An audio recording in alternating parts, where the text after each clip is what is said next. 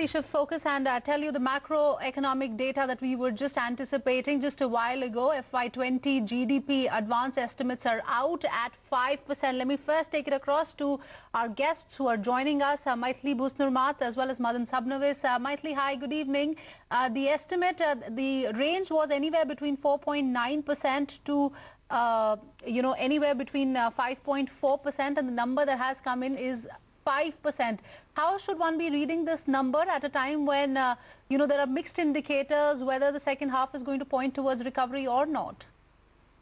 Well, Ruchi, 5% is exactly in line with what the RBI had put out as its latest estimate. So all one can say is, thank God it's not worse than that, but 5%, remember, is way below what it was exactly a year ago. Last year, the advance estimates precisely on the 7th of January 2019 was 7.2% growth, against which we've got just 5% growth. So that's not encouraging at all. And if at all we have an improvement in the second half, that's primarily because of the base effect, because the third and last quarter of the previous fiscal were much lower. So 5% is nothing to be happy about. We really need to get down and do something about the economy.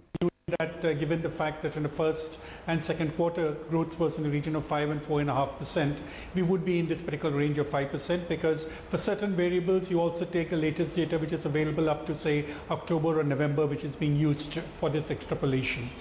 I would tend to think that by the end of the year maybe it could be slightly higher, and we believe it will be around 5.2% because of the second half being better than the first half.